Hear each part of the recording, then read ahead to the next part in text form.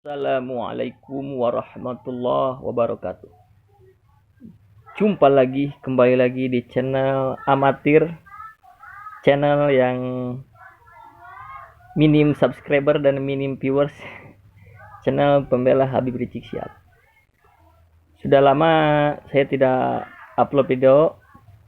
Kali ini saya akan sedikit membahas tentang Pancasila. Karena yang saya ketahui ternyata banyak warga atau orang di Indonesia yang belum memahami atau mengetahui apa itu Pancasila, sehingga terdengar ada statement bahwa penerapan syariat Islam itu di Indonesia tidak mungkin karena negara ini negara Pancasila, yang artinya bisa diartikan bahwa Pancasila itu menghalangi syariat gitu. Pancasila bertentangan dengan syariat gitu.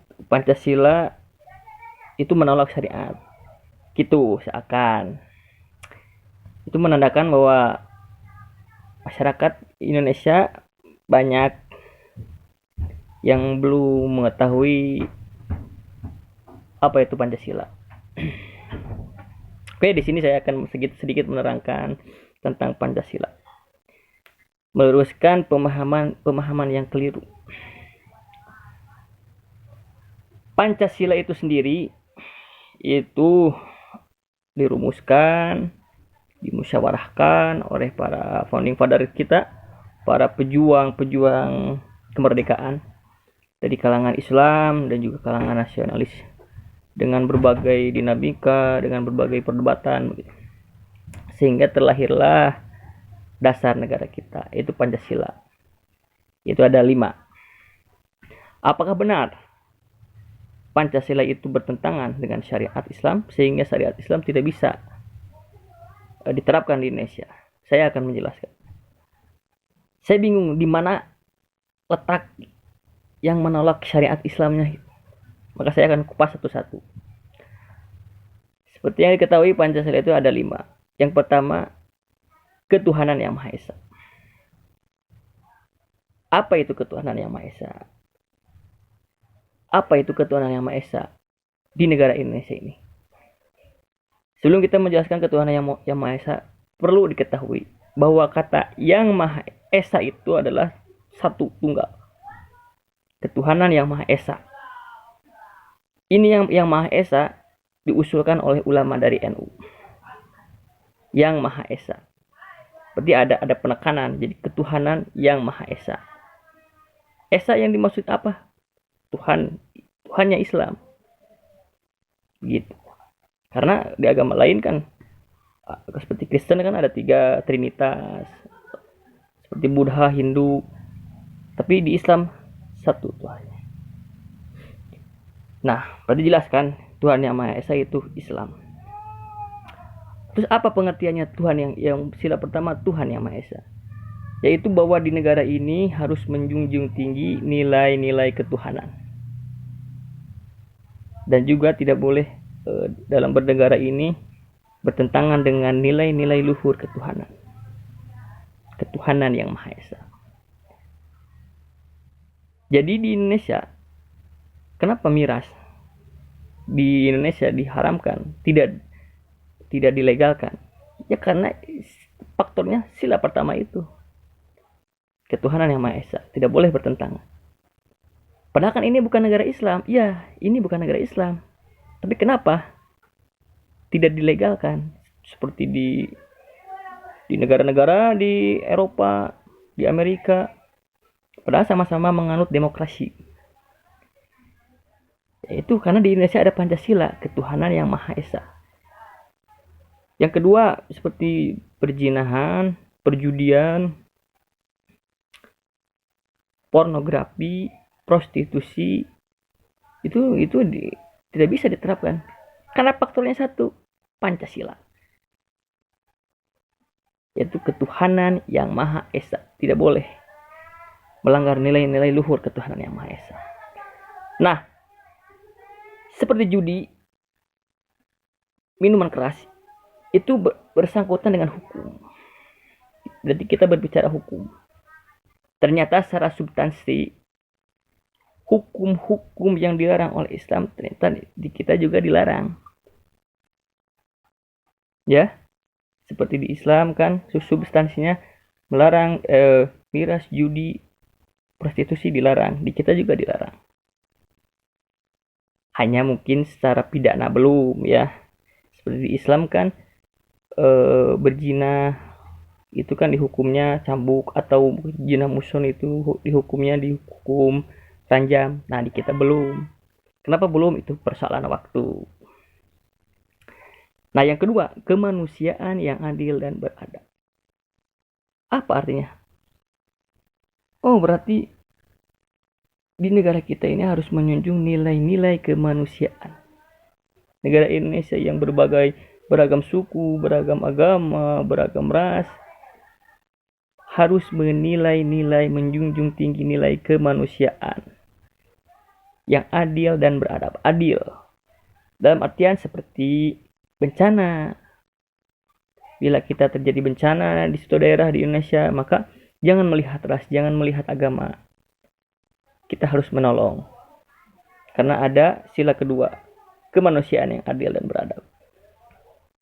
Yang tiga, persatuan Indonesia. Artinya bahwa di negara kita yang berpulau-pulau, berbagai ras, suku, bangsa, berbagai suku, berbagai agama, kita harus satu. Satu dalam membangun bangsa, menjaga keharmonisan, menjaga hak-hak beragama, dengan syarat tanpa melanggar nilai-nilai ketuhanan. Gitu. Yang keempat, kerakyatan yang dipimpin oleh hikmat kebijaksanaan dalam permusyawaratan perwakilan, yang artinya kerakyatan yang dipimpin itu artinya rakyat yang dipimpin oleh hikmat kebijaksanaan dalam permusyawaratan perwakilan, yang artinya pemimpin yang memimpin rakyat dituntut kalau dalam memimpin harus hikmat dan bijaksana serta menjunjung tinggi musyawarah dalam perwakilan, dengan perwakilan. Gitu. Jadi pemimpin Indonesia itu harus hikmat, harus bijaksana, dan menjunjung tinggi musyawarah. Dalam artian dalam menentukan aturan, menentukan hukum. Gitu. Musyawarah. Yaitu tentunya dengan perwakilan.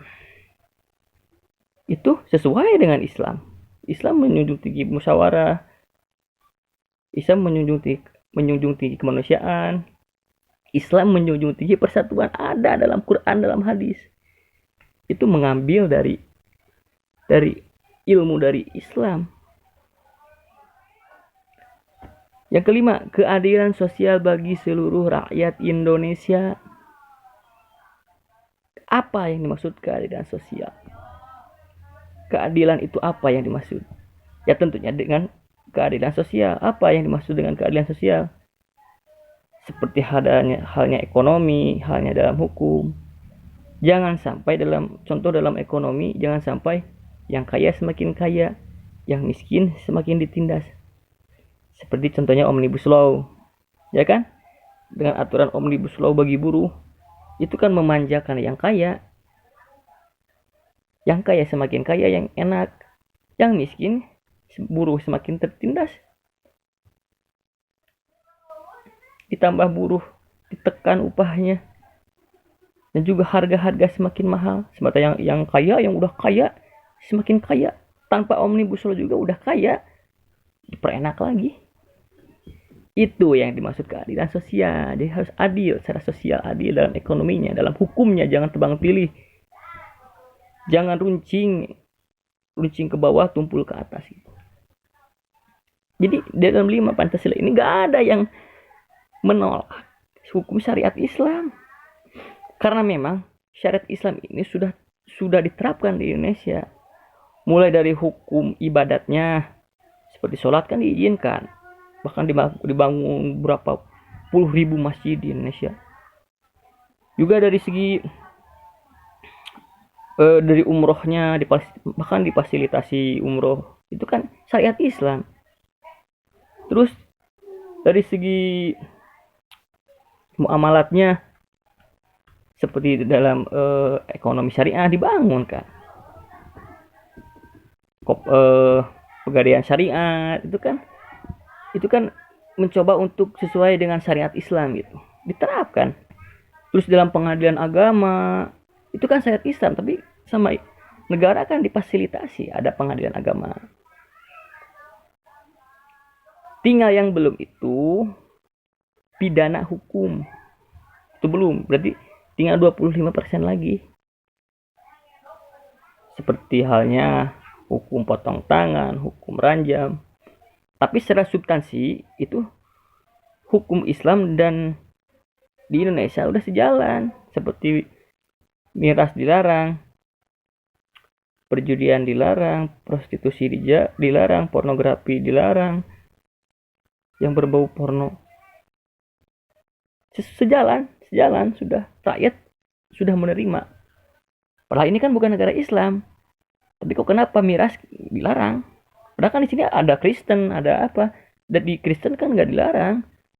Di negara Eropa contohnya apa? Ada pelarangan yang mayoritas Kristen tidak.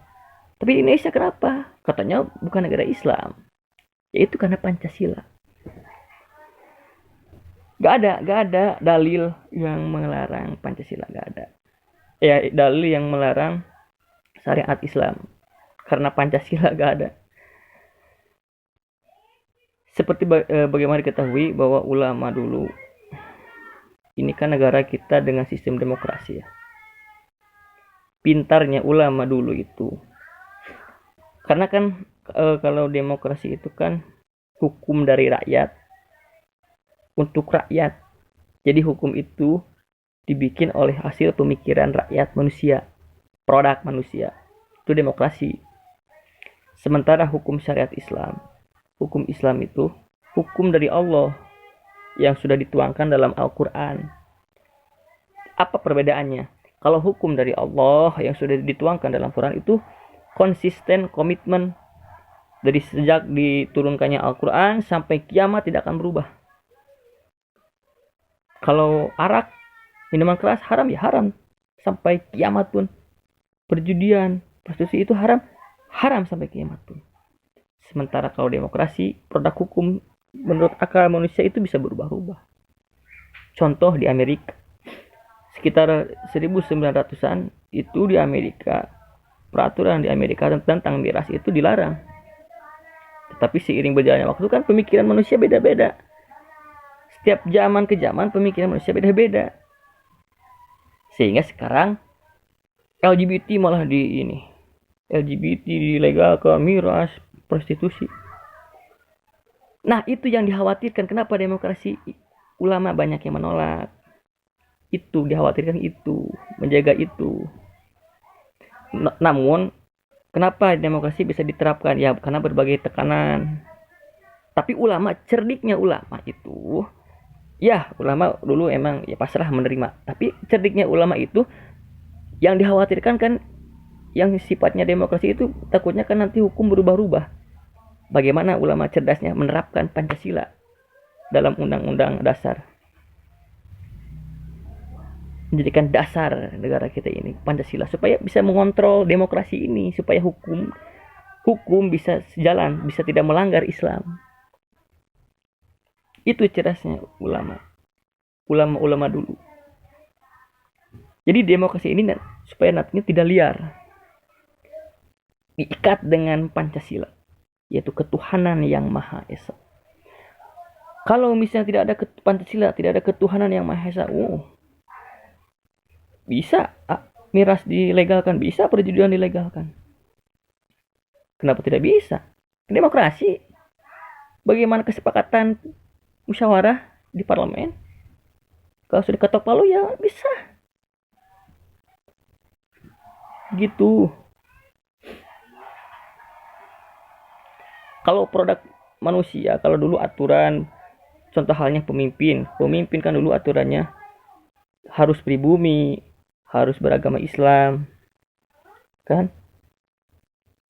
Sekarang kan beda lagi, rubah-rubah. Itulah pemikiran manusia. Tapi kalau di Islam tidak boleh pemimpin misalnya kafir, konsisten sampai sekarang bahwa umat Islam tidak boleh mengangkat memilih pemimpin kafir, konsisten sampai sekarang. Begitulah.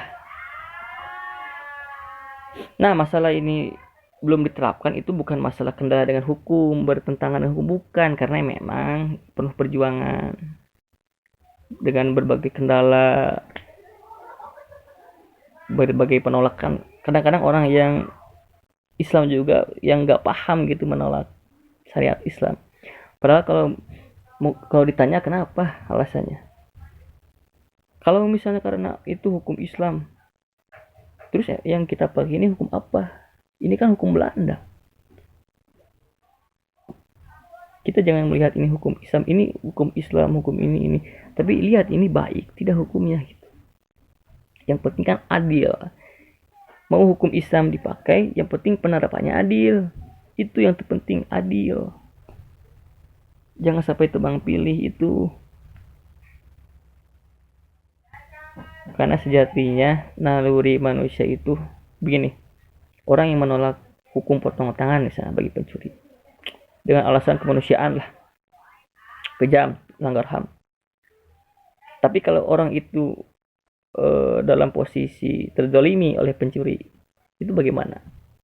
Karena naluri manusia itu, contoh lah, kalau ada pencuri motor misalnya curanmor yang ditangkap warga banyak gitu yang mati di tempat, itu karena naluri manusia. Makanya dalam Islam diatur jangan terlalu kejam. Kalau dihakimi di tempat itu kan terlalu kejam, jangan terlalu lebay juga. Karena kalau dihakimi di jalanan misalnya itu terlalu kejam, tidak kemanusiaan, tidak manusiawi. Dan juga kalau terlalu lebay di penjara, bahkan dikasih enak lah gitu ya. Ya dampaknya sekarang makin marak begal, pencurian. Makanya dalam Islam itu bagi pencuri dipotong tangan.